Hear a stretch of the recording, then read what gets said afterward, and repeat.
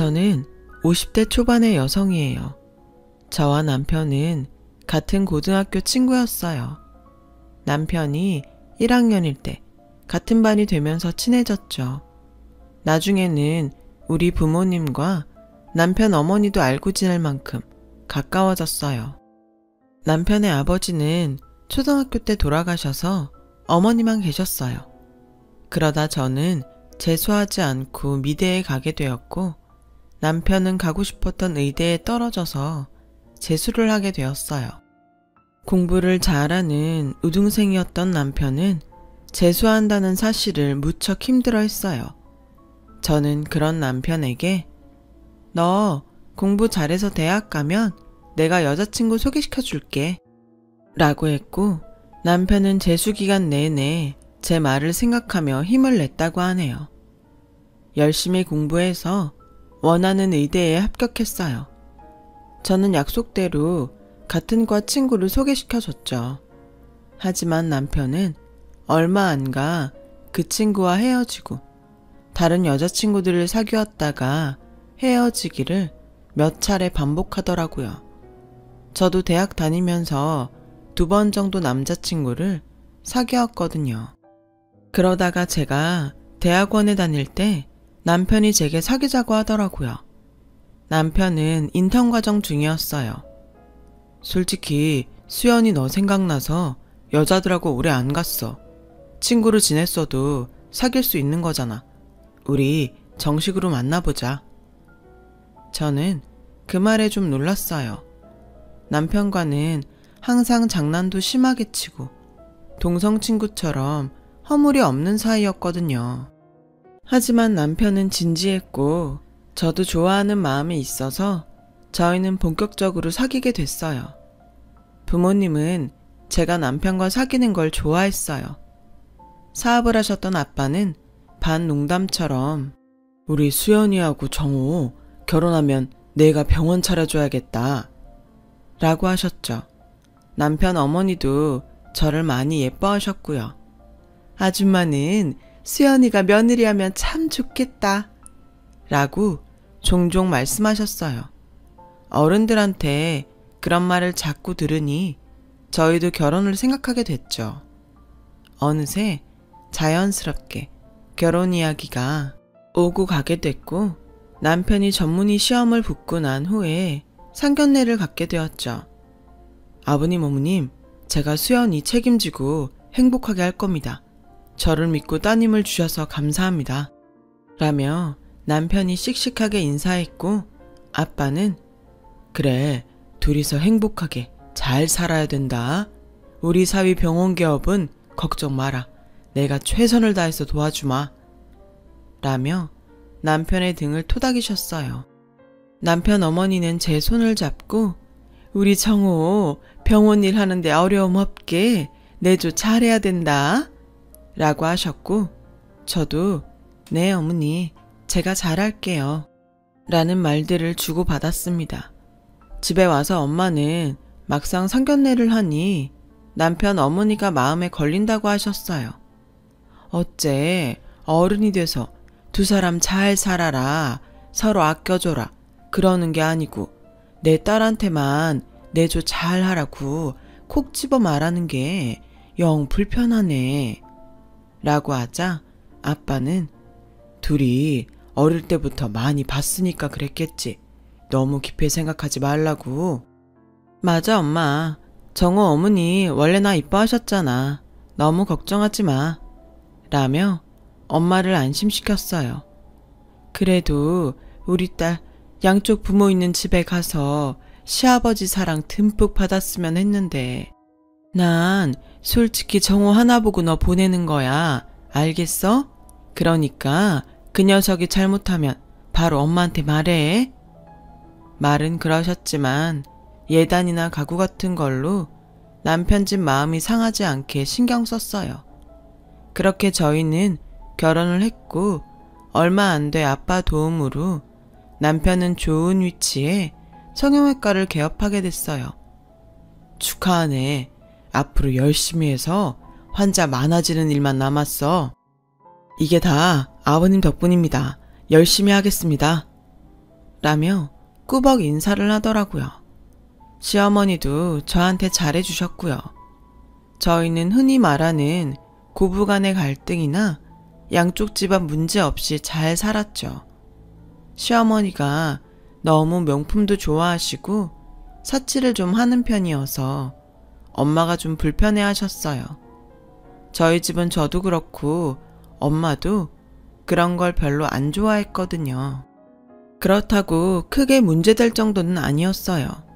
엄마는 시어머니 성격이 그러려니 하며 명품 쇼핑이나 해외여행 얘기만 하는 시어머니를 잘 받아주셨죠. 한 번은 저까지 셋이서 밖에서 식사를 하는데 시어머니가 친구들과 유럽 여행을 가겠다고 하시더라고요. 그런데 그 비용이 저희가 생각했던 것보다 훨씬 많이 드는 거였어요. 생각보다 돈이 많이 드네요. 그거 여행사에 잘 알아본 거 맞아요? 좀 더 알아보면 그만큼 안 들이고도 갈 수 있을 것 같은데 요즘 경기가 좋은 편도 아니고 병원들도 어려운데 많이 생긴다는데 앞날을 위해서 돈을 모으는 게 좋지 않겠어요? 지금 제가 돈을 함부로 쓴다는 거예요? 저도 다 알아보고 결정한 거죠. 그런 것도 안 했을까 봐요. 수연이 엄마는 가끔 보면 걱정이 너무 많은 것 같아요. 우리 집 사정에 너무 이래라 저래라 하지 않았으면 좋겠네요. 제가 제 아들이 번 돈 쓴다는데 간섭이 지나치네요. 라며 불쾌해하셨고 엄마는 그렇게 들렸으면 미안해요. 저는 좋은 뜻에서 한 말이었으니까 너무 마음 쓰지 마세요. 라며 시어머니를 달랬어요. 저는 중간에서 두 분이 싸우기라도 하면 어쩌나 했지만 다행히 그 자리는 잘 마무리되었고 두 분도 웃으면서 헤어졌어요. 하지만 그날 이후로 그렇게 식사를 하거나 같이 모이는 자리는 더 이상 없었죠. 엄마는 시어머니와 성격이 너무 달라서 자주 안 만나는 게 좋겠다고 하셨어요. 원래 사돈지간에는 너무 가깝게 지내는 거 아니랬다. 그동안 우리가 너무 자주 만난 것 같아 거리를 좀 두는 게 너한테도 더 나을 것 같다. 라고 하셨지만 시어머니의 씀씀이는 여전히 못마땅하신 것 같았어요. 엄마, 어머니도 저축 많이 하시고 물건 살 때도 생각보다 꼼꼼하게 골라. 그렇게 걱정하지 않아도 괜찮아. 라고 했지만 엄마는 됐어. 네가 그러지 않아도 돼. 내가 안 사돈 성격 모르는 것도 아니고 나도 딸 앞에서 이러는 거 아니지. 앞으로 더는 말 안 할게. 라고 하셨어요. 하지만 엄마가 걱정하셨던 대로 성형외과가 너무 많아지면서 남편 병원도 조금 타격이 생겼어요. 거기다가 남편이 어느 환자의 코 수술을 잘못하는 바람에 문제가 생겼죠. 저도 그 일로 걱정하고 있는데 시어머니가 전화를 하셨어요. 수연아, 니네 아버지한테 말씀드려서 어떻게 돈 좀 마련할 수 없겠니? 어머니, 일단 저희가 할 수 있는 선에서 해보려고요. 안 그래도 아빠가 그 사람 병원 차릴 때도 돈 거의 다 대주셨는데 이런 말씀까지 드리기가 좀 죄송해서요. 라고 하자 시어머니는 답답하다는 듯 너는 네 아빠한테 얘기하는 게 뭐가 죄송스러워? 가족이잖아, 가족. 이럴 때 돕고 사는 게 가족 아니니? 니네 집은 꼭 서로 남남처럼 이상하더라. 돈 쓰는 거 갖고도 엄청 깍쟁이처럼 계산하고. 그래, 알았다. 못 들은 걸로 해라. 라며 전화를 끊으셨어요. 그래도 저는 부모님께 말씀드리기보다는 저희가 해결하는 게 맞다고 생각했죠. 하지만 병원에서 수술을 잘못했다는 소문이 자꾸 퍼졌어요. 환자가 줄어들자 저는 아빠한테 말씀드릴 수밖에 없었습니다. 사람이 실수할 수도 있지.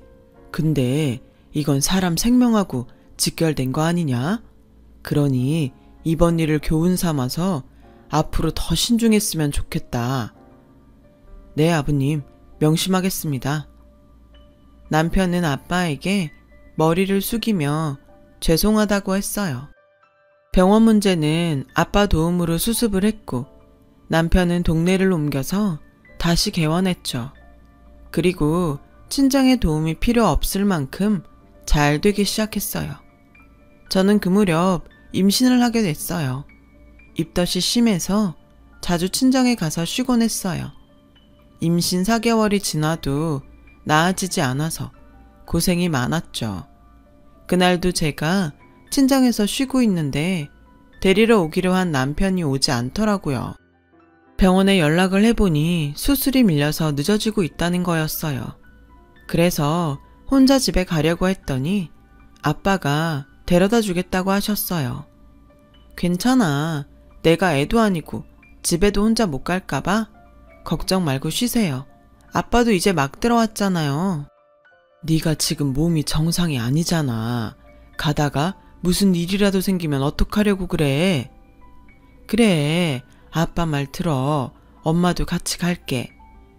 라며 두 분 다 저를 데려다 주겠다고 나섰어요. 그렇게 아빠가 운전하는 차를 타고 집으로 오는 길이었죠. 그날은 정말 다시 생각하기도 싫을 만큼 끔찍했어요. 강변을 타고 가던 저희 차는 중앙선을 넘어오던 트럭과 충돌했고 저는 그 자리에서 정신을 잃었어요. 나중에 온몸이 아파서 깨어나는데 주변이 웅성웅성하더군요. 거기는 병원 응급실이었고 간호사는 제게 연락할 곳이 없냐고 물었어요. 저는 제 남편 번호만 말하고 다시 정신을 잃었죠. 그리고 다시 병실에서 깼을 때 제 옆에는 엄마도 아빠도 없었어요. 두 분은 그날 사고로 돌아가셨고 저도 아이를 잃게 됐어요. 남편은 제 손을 잡고 미안하다는 말만 반복했죠. 하지만 남편이 그런 일이 생길 줄 안 것도 아니었고 누구의 잘못이라고도 할 수 없었어요. 저는 골반과 다리의 부상 때문에 제대로 서 있을 수도 없었어요. 겨우 의사의 허락을 받고 휠체어를 타고 장례식을 치르면서 그저 엉엉 울기만 했죠. 졸지에 혼자가 된 저는 재활치료로 고통스러운 날들을 보냈어요. 다리와 골반도 너무 아팠지만 부모님이 안 계신 게 더 힘들었어요. 시어머니는 워낙 활동이 많은 분이라 연락이 안 될 때도 많았고 남편도 병원이 많이 바빠져서 저를 제대로 돌볼 수 없었어요. 매일 저는 그날 부모님을 말리지 않은 걸 후회했어요. 그렇게 재활을 하며 힘든 시간을 보내고 있는데 남편이 조금씩 변하기 시작하더군요. 제가 지팡이를 짚고 거실로 나오기만 해도 인상을 쓰며 고개를 돌렸고 매일 늦게 들어왔어요. 맨날 아프다고 끙끙거리기만 하는데 누가 집에 있고 싶겠어? 라며 휴일에도 골프 가방을 메고 나가 하루 종일 연락이 안 되더라고요. 시어머니는 시어머니대로 저한테 불만이 많으셨어요. 맨날 친정 못 가서 그렇게 한달을 하더니 결국 이런 사단이 난 거 아니냐. 그 바람에 내 손주까지 잃고. 죽은 사람한테 할 말은 아니지만 니네 엄마 나한테는 입 바른 소리도 잘하더니 딸내미 단속은 안 되셨나 보다. 어머니, 그런 말씀이 어딨어요. 너무하세요. 저희 엄마 그 사람이 오지 않아서 저 데려다 주시다가 돌아가셨어요. 그리고 제가 무슨 나쁜 짓이라도 했나요? 단속이라뇨. 네 말이 좀 이상하구나. 너 그럼 이게 다 우리 정호 때문에 생긴 일이라는 거냐? 애초에 네가 임신했다고 유세 떨면서 친정만 들락거리지 않았어도 이런 일은 안 생겼을 텐데 우리 아들 탓을 해? 이런 못된 걸 봤나? 내가 그동안 참고 말은 안 했는데 니네 식구는 꼭 남 탓을 하더구나. 돈 좀 있다고 가정교육도 제대로 안 시킨 건지 원. 하면서 막 저한테 퍼부었어요. 그동안 저런 말들 못하고 어떻게 살았나 싶을 정도였죠. 부모님이 안 계시니 저는 시댁에서 환영받지 못하는 존재가 됐어요. 한 번은 시어머니가 손님들을 초대했다며 집에 와서 일을 좀 하라고 하시더군요. 그래서 목발을 짚고 절뚝거리면서 가서 부엌 일을 좀 도왔더니 저한테 창피하니까 방에서 나오지 말라는 거였어요. 밖에는 남편도 있었는데 그 사람은 저를 신경도 쓰지 않더군요. 저는 손님들이 있을 동안 몇 시간이나 작은 방에 갇혀서 화장실도 못 갔고 모임이 다 끝난 다음에는 뒷정리까지 도왔어요. 그러면서 문득 이게 뭐 하는 짓이지? 하는 생각이 들더라고요. 그날 이혼을 결심했어요. 그때 남편은 아예 시댁에 눌러 살 때여서 병원으로 이혼 서류를 보냈죠. 그 얘기를 들은 시어머니는 기다렸다는 듯이 그래, 너도 고민이 많았겠지만 이게 모두를 위해서 좋을 것 같다. 사람이 서로 짐이 되면 안 되는 거 아니겠니? 그리고 이혼 얘기는 네가 먼저 꺼낸 거니까 위자료 받을 생각은 하지 마라. 라며 못을 박더군요. 남편은 꼭 자기 일이 아닌 것처럼 연락을 해도 엄마가 다 알아서 하기로 했으니까 엄마랑 얘기해. 라며 빨리 끊기 바빴어요. 그땐 정말 너무 서러워서 부모님 사진을 놓고 매일 펑펑 울었어요. 그러다가 한 번은 새벽에 깜빡 잠이 들었는데 거실에서 남편 목소리가 들리더군요. 누군가와 통화하는 소리였어요. 이제 병원도 잘 되고 돈 걱정할 일도 없는데 내가 왜 구질구질하게 장애인한테 목매고 있냐? 그래도 먼저 이혼하자는 말 안 할까봐 조마조마했는데 진짜 잘 됐지. 난 이혼하면 새장가 갈 거다. 저는 너무 충격을 받았어요. 결국 저와의 결혼은 다 계산된 거였으니까요. 어릴 때부터 친한 친구로 지냈던 저를 돈으로만 봤던 거죠. 저런 사람이었던 걸 못 알아본 제가 정말이지 너무 바보 같았어요. 남편은 다른 방에서 자고 아침에 자기 옷가지를 챙겨 나가더군요. 저는 한시도 같은 공간에 있고 싶지 않아 짐을 챙겨서 나왔어요. 친구는 저보고 다 소송 걸어서 병원에 들어간 돈도 다 받아내라고 했지만 뭘 어디서부터 해야 될지 몰랐어요. 그저 제 몸 추스르기에도 정신이 없었으니까요. 그렇게 저와 남편은 합의 이혼을 하게 됐어요. 완전히 혼자가 된 저는 그냥 붕 뜬 느낌이었어요. 게다가 재활도 끝난 게 아니라서 몸이 많이 불편했죠. 그런 제게 친구는 일러스트를 배워보는 게 어떠냐고 하더군요. 네가 유아 전공을 했지만 프로그램 툴 사용법은 금방 배울 거야. 안 그래도 결혼하고 그림에 손 놓은 것 같아서 안타까웠는데 한번 해봐. 친구의 격려에 일러스트를 배우기 시작했어요. 일러스트 공부도 진도가 빨랐어요. 처음에만 좀 어려웠지 방법을 익히고 나니 금방 할 수 있더군요. 저는 그림 그리는 데만 몰두했고 그런 저를 눈여겨본 학원 강사님이 일자리를 소개시켜 주셨어요. 그렇게 책에 들어가는 사파를 작업하는 일을 시작으로 여러 일들을 하게 되었고 블로그에도 제 작품을 올렸어요. 그러면서 제 작업을 좋아하는 사람들도 많아졌죠. 그런데 몇 년이 지났는데 아빠 회사 이사님이 변호사와 함께 저를 찾아오셨어요. 이게 사장님 돌아가시기 전에 따로 작성해 놓으셨던 유언장입니다. 따님 적정 나이가 되면 회사를 물려주겠다는 내용이에요. 갑자기 돌아가신 관계로 수정사항은 없습니다. 저는 너무 놀랐습니다. 아빠가 돌아가시고 회사가 정말 어지러웠다고 해요.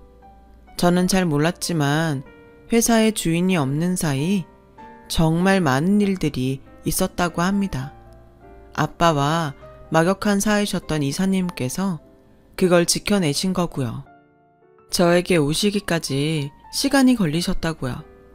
이사님은 자식이 없으셨어요.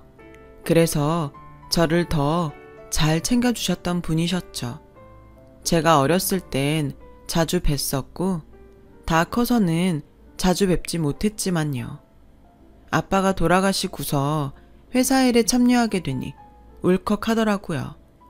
저는 회사 경영에 대해 몰랐기 때문에 이사님과 의논해서 전문 경영인이 회사를 운영하는 데 합의를 했어요. 이사님께서 회사를 지켜주셨으니 앞으로도 잘 부탁드립니다. 감사합니다. 저는 그날 제 친구에게 크게 한턱 냈어요. 네 덕분에 내가 이제까지 잘 버틴 것 같아. 정말 고마워. 다 네가 잘하니까 그런 거지. 아무튼 나도 뿌듯하다. 그 무렵 저는 지팡이 없이 걸을 수 있게 되었어요. 아직 오래 걷지는 못했지만 정상적으로 설 수 있다는 게 너무나 기뻤죠. 그래도 물리치료는 꾸준히 받으러 다녔어요. 그렇게 일러스트 작업을 하면서 병원과 집만 오가며 사는데 회사에서 제게 사회 홍보이사 자리를 주겠다고 제안을 했어요. 그치만 저는 경영에 대해 아무것도 몰라요. 할 줄 아는 것도 없는데 무턱대고 회사 일에 관여하는 거 아빠도 원치 않으실 거예요. 그랬더니 제가 일러스트레이터로 자리를 잡고 이미 실력도 검증이 되었으니 회사 홍보를 도왔으면 좋겠다더군요. 그림과 디자인으로 사회에서 홍보하는 데 힘쓰면 된다고 하셨어요. 많이 망설였지만 이사님이 거의 강요하다시피 해서 저를 사회이사로 만드셨죠. 그냥 앉아서 돈만 받을 수 없다는 생각이 들더라고요. 제품과 이미지가 맞는 일러스트들을 고안해 계속 올렸어요. 다행히 그런 작업들이 일반 사원들에게도 반응이 좋았어요. 얼마 안 가서 회사 창립일이 되었어요. 이사님은 제가 인사말을 하면 좋겠다더군요. 항상 아빠와 회사에 감사한 마음으로 살았기 때문에 저는 그러겠다고 했어요. 그리고 회사 창립일 날 오랜만에 옷도 차려입고 집을 나서는데 하필 남편이 찾아왔어요.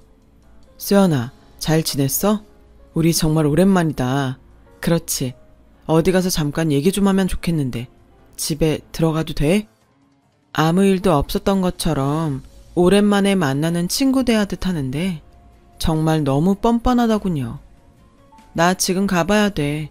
그리고 할 얘기 없으니까 다신 찾아오지 마. 그래?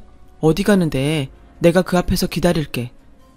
저는 몰라도 된다고 하고 택시를 탔어요. 그랬더니 이 사람도 택시를 타고 저를 뒤쫓아온 거예요. 회사 앞에서 내리자 남편은 뒤에 온 택시에서 따라 내리며 들어와서 제 팔을 잡더군요. 수연아, 잠깐만 얘기하자니까, 응? 저는 팔을 거칠게 뿌리쳤어요. 할 말 없다는데 왜 이래? 우리가 그럴 사이는 아니잖아. 이번에 우리 병원 확장 개원하는데 좀 보태주라. 아버님이 해주신 병원인데 네가 투자하면 너도 보람있고 좋잖아. 진짜 인간 말종이네. 나한테 그런 말이 나와? 아버님? 네가 감히 우리 아빠를 아버님이라고 불러? 나 다시는 너한테 안 넘어가. 투자? 웃기지 마. 너 같은 사기꾼한테 무슨 투자를 해? 사기꾼이라니 말이 너무 심한 거 아니야? 솔직히 아버님 어머님 그렇게 사고로 돌아가신 게 누구 책임인데 그래? 저는 그 말에 그만 핸드백으로 남편 머리를 내리쳤어요. 야, 이 자식아. 그래도 살아온 게 있어서 좀 참고 있었더니 뭐? 너 따위가 어디서 사고 얘기를 꺼내? 네가 사기꾼이 아니라고? 애초에 친구였던 나한테 우리 집 돈만 보고 접근한 것도 너고 병원 잘 되고 사고로 몸 좀 불편해지니까 별 볼 일 없다고 니네 엄마랑 작당해서 괴롭히고 집 나가게 만든 것도 너잖아. 병원도 다 네가 차지하고 입 싹 닦았는데 그게 사기가 아니라고? 여기요, 경비원 선생님, 이 쓰레기 좀 치워주세요. 회사 안으로 한 발짝도 못 들어오게 하세요. 라고 하자 경비원과 직원들이 와서 남편을 끌어냈어요. 야, 수연아, 내가 미안했어. 그러니까 우리 대화로 풀자, 응? 어디다 대고 야래. 한 번만 더 부르면 가만 안 둬.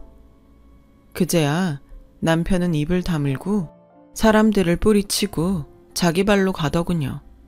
저는 그날 사람들 앞에서 아빠를 추모하는 인사말을 하며 속으로 많이 울었어요.